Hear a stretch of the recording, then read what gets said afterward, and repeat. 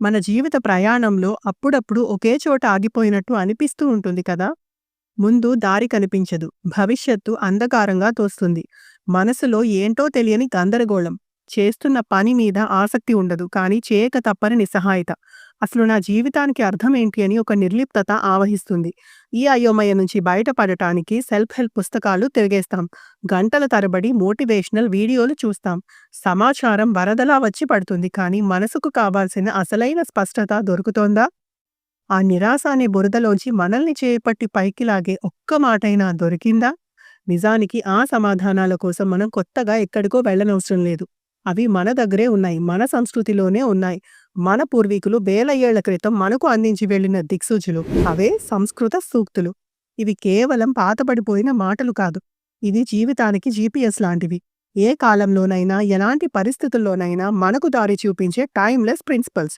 ఈ రోజు మీ ఆలోచన విధానాన్ని మార్చి మీ జీవితానికి ఒక కొత్త అర్థాన్ని ఇచ్చే శక్తి ఉన్న 10 అమూల్యమైన సూత్రాలను వీలైనంత సులభంగా తెలుసుకుందాం.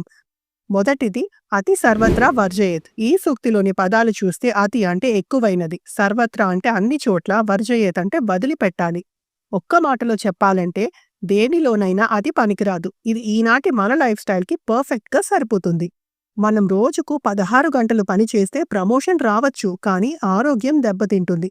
రోజంతా సిరీస్‌లు చూస్తే ఆనందం దొరకచ్చు, కానీ టైం, ఎనర్జీ వృధా అవుతుంది. అతిగా వ్యాయామం చేసినా కండరాలు దెబ్బతింటాయి.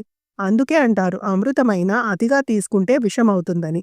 జీవితంలో బ్యాలెన్స్ తప్పనిసరి. అదే ఈ సూక్తి చెప్పే పాఠం. ఉద్యోగినం పురుష సింహముపైతి లక్ష్మిః. ఇందులోని పదాల అర్థం ఉద్యోగినం అంటే ప్రయత్నించేవాడిని, పురుష సింహం అంటే సింహంలా పరాక్రమించేవాడిని, లక్ష్మిః ఉపైతి అంటే సంపద వరిస్తుంది. దీని వివరణ చూస్తే ఈ రోజుల్లో లా ఆఫ్ అట్రాక్షన్ గురించి బాగా వింటున్నాం. కేవలం కోరుకుంటే జరిగిపోతుందని అనుకుంటారు. కానీ ఈ సూక్తి ఏం చెప్తోందంటే కేవలం కోరుకుంటే సరిపోదు. దానికోసం సింహంలా వేటాడాలి. అంటే కష్టపడి పని చేయాలి. సోఫాలో కూర్చుని కలలు కంటే విజయం రాదు. నీ లక్ష్యం కోసం ప్రణాళిక వేసి కష్టపడి ఆచరించినప్పుడే సంపద, విజయం నిన్ను వెతుక్కుంటూ వస్తాయి. ఆశించడం కాదు, ఆచరించాలి. Be proactive. క్షణసః కణసశ్చైవ విద్యామర్థంచ సాధయేత్. ఈ మాటల వెనుక ఉన్న అర్థం క్షణసః అంటే ప్రతి క్షణాన్ని, కణసః అంటే ప్రతి చిన్న భాగాన్ని ఉపయోగించుకుని, విద్యాం అర్థంచ సాధయేత్ అంటే విద్యను, ధనాన్ని సాధించాలి. వివరణ: ఇది పవర్ ఆఫ్ కాంపౌండింగ్ గురించి వేల ఏళ్ల క్రితమే చెప్పిన సూత్రం. ఒక్క రోజులో పుస్తకం మొత్తం చదవలేం, కానీ రోజు 10 పేజీలు చదివితే నెలలో పూర్తవుతుంది. ఒకేసారి లక్షలు సంపాదించడం కష్టం, కానీ రోజు కొద్ది కొద్దిగా పొదుపు చేస్తే కొన్నేళ్లకు అదే పెద్ద మొత్తం అవుతుంది. సోషల్ మీడియాలో సమయం వృధా చేసే బదులు ఆ టైంలో ఓ 10 నిమిషాలు కొత్త స్కిల్ నేర్చుకుంటే ఏడాది తిరిగేసరికి నువ్వు ఎంతో ముందుంటావు. పెద్ద లక్ష్యాలను చిన్న చిన్న అడుగులుగా విడగొట్టి రోజు క్రమం తప్పకుండా పూర్తి చేస్తే సక్సెస్‌కు దగ్గరవుతున్నట్టే. Consistency is the key. యథా దృష్టి తదా సృష్టి.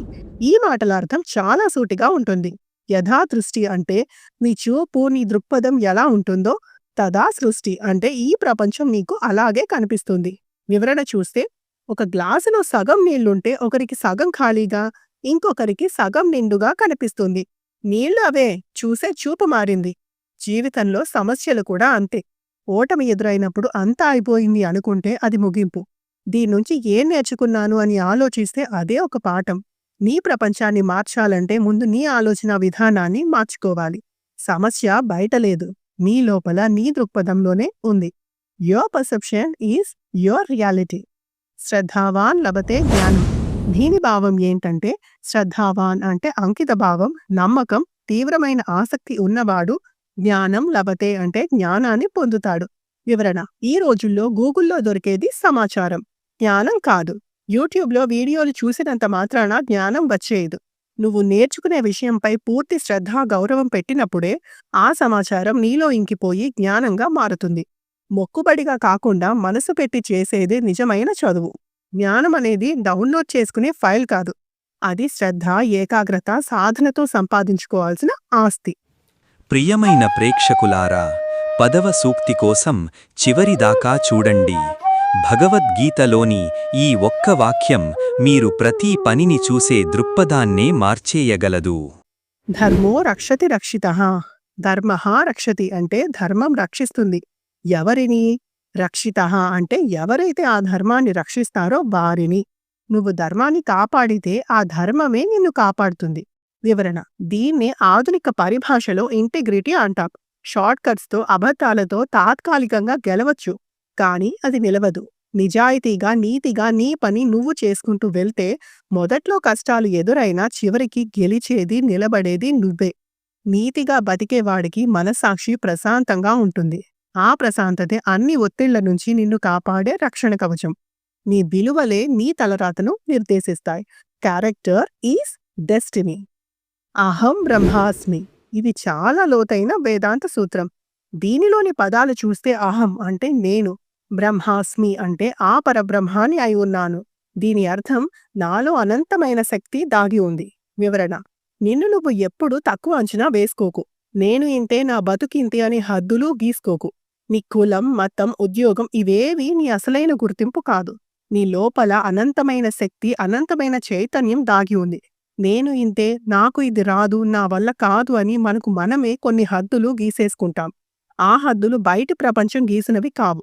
మన ఆలోచనలే మన చుట్టూ గీసుకున్న కనిపించని గోడలు. ఈ సూత్రం ఆ గోడలను బద్దలు కొట్టమంటుంది. నిన్ను నువ్వు ఒక వ్యక్తిగా కాకుండా ఒక అనంతమైన శక్తిగా చూసుకోగలిగినప్పుడు నీపై నీకు నమ్మకం కలుగుతుంది. అదే అసలైన ఆత్మవిశ్వాసం. నీ పరిమితులను నిర్ణయించేది సమాజం కాదు, నీ ఆలోచనే. ఆ ఆలోచనను మార్చుకోగలిగితే నువ్వు ఏదైనా సాధించగలవు. సత్యమేవ జయతే. మనందరికీ తెలిసిన మన జాతీయ నినాదం ఇది. సత్యం ఏవ జయతే అంటే అంతిమంగా సత్యం మాత్రమే గెలుస్తుంది. వివరణ చూస్తే ఫేక్ న్యూస్, అబద్ధాలు రాజమేలుతున్న ఈ రోజుల్లో దీని విలువ మరింత ఎక్కువ. అబద్ధం చెప్పడం తేలిక, కానీ దాన్ని కాపాడటానికి 100 అబద్ధాలు చెప్పాలి. అదొక పెద్ద భారం. సత్యం మాట్లాడటం మొదట్లో కష్టంగా ఉండొచ్చు, కానీ అది నీకు మానసిక స్వేచ్ఛను ఇస్తుంది. తాత్కాలికంగా అబద్ధం గెలిచినట్లు అనిపించినా చరిత్రలో చివరికి నిలిచేది, గెలిచేది సత్యం మాత్రమే. ఎల్లప్పుడూ సత్యం వైపే నిలబడు. అది నీకు ధైర్యాన్ని, ప్రశాంతతను ఇస్తుంది. పరోపకారార్థం ఇదం శరీరం. ఈ సూక్తి మనల్ని మనం ప్రశ్నించుకునేలా చేస్తుంది. పరోపకార అర్థం అంటే ఇతరులకు ఉపకారం చేయడం కోసమే ఇదం శరీరం అంటే ఈ శరీరం ఉంది. వివరణ చూస్తే మనమంతా మన చదువు, సంపాదన, ఆస్తుల గురించే ఆలోచిస్తాం. కానీ ఈ సూక్తి ఏం చెప్తోందంటే సమాజానికి తిరిగి ఇవ్వడంలోనే నిజమైన సంతృప్తి ఉంది. నీ సంపాదనలో చిన్న భాగం దానం చేయడం, నీకున్న జ్ఞానాన్ని నలుగురికి పంచడం, కష్టంలో ఉన్న వారికి నీ సమయాన్ని కేటాయించడం, ఇవన్నీ పరోపకారమే. కేవలం నేను, నాది అని స్వార్థంగా బతకడం కన్నా మనం అని ఆలోచించినప్పుడే జీవితానికి ఒక గొప్ప అర్థం వస్తుంది. ఇతరులకు మేలు చేయడంలోనే అసలైన ఆనందం ఉంది. 10వది యోగః కర్మసు కౌశలం. భగవద్గీతలోని ఈ అద్భుతమైన మాటలకు అర్థం యోగః అంటే యోగం. ఎలాంటి యోగం? కర్మసు కౌశలం అంటే మనం చేసే పనులలో చూపించే నైపుణ్యం. వివరణ చూస్తే యోగం అంటే కేవలం ఆసనాలు వేయడం కాదు. నువ్వు చేసే పనిని పూర్తి నైపుణ్యంతో, ఏకాగ్రతతో, ఫలితంపై బెంగ లేకుండా చేయడమే నిజమైన యోగం. ఒక స్టూడెంట్ ఏకాగ్రతతో చదవడమే అతని యోగం. ఒక ఉద్యోగి తన పనిని అత్యుత్తమంగా చేయడమే అతని యోగం. ఫలితం గురించి ఆందోళన పడకుండా చేస్తున్న పనిని ఆస్వాదిస్తూ దానికి నీ 100% ఇవ్వడమే ఈ సూక్తి సారం. నువ్వు ఏ పని చేసినా ప్రేమించు, దానిలో నైపుణ్యం సాధించు, ప్రక్రియను ఆస్వాదించు. విజయం దానంతట అదే వస్తుంది. చూశారు కదా, ఈ సూక్తులు కేవలం అక్షరాలు కావు. మనల్ని మనం అర్థం చేసుకోవడానికి, మన జీవితాన్ని మనమే చెక్కుకోవడానికి దొరికిన అద్భుతమైన పనిముట్లు. వీటిని మీ చెవితో విని వదిలేయకండి. ఒక్క సూత్రాన్నైనా మీ జీవితంలో పాటించి చూడండి. మీ ఆలోచనలో, మీ చేతల్లో, మీ జీవితంలో వచ్చే అద్భుతమైన మార్పును మీరే గమనిస్తారు. శుభం భూయాత్. Like, comment, and subscribe.